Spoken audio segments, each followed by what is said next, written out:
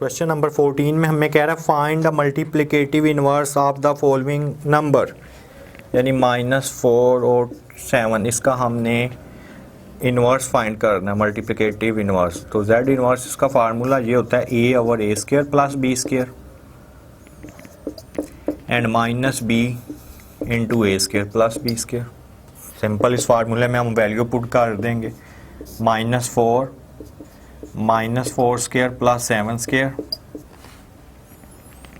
Then -7 into -4² plus 7² -4 16 plus 49 then -7 16 plus 49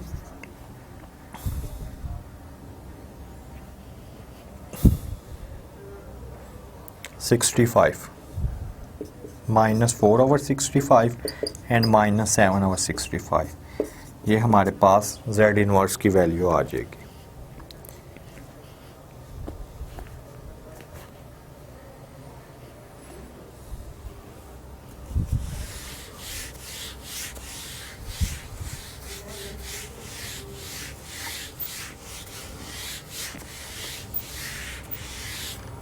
next अगर इसी का हम देखते हैं क्वेश्चन नंबर 14 का सेकंड पार्ट, √2 एंड √-5। एक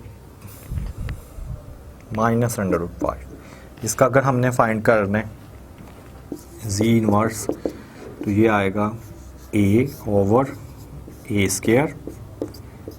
plus b² then minus minus plus आ जाएगा √5 a² प्लस b²।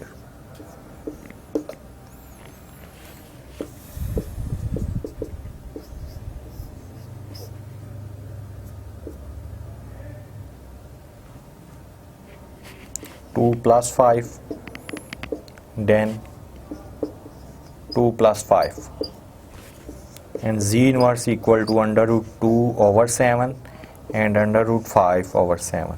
ये z इन्वर्स की वैल्यू आ गई।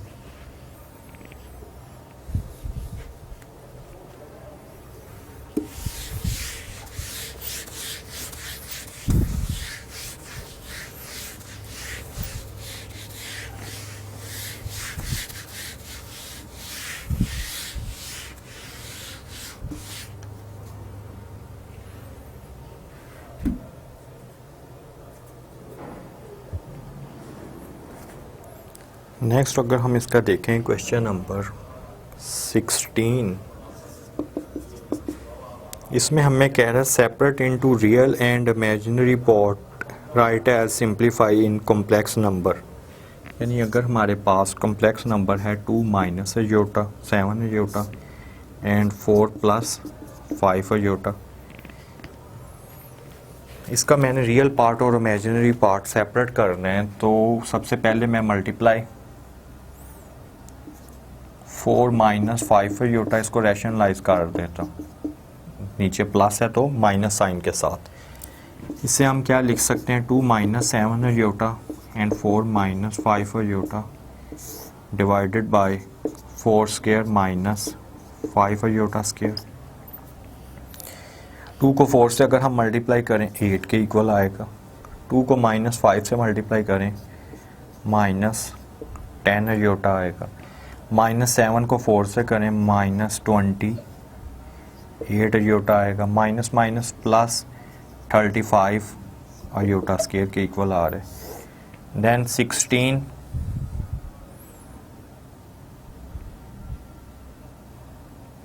-25 अयोटा स्क्वायर के इक्वल आ रहे। अगर मैं इसे सिंप्लीफाई करूं 8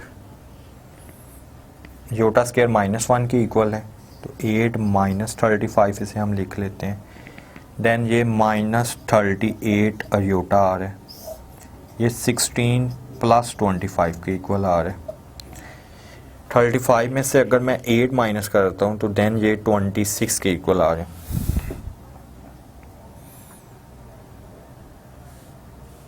27 -27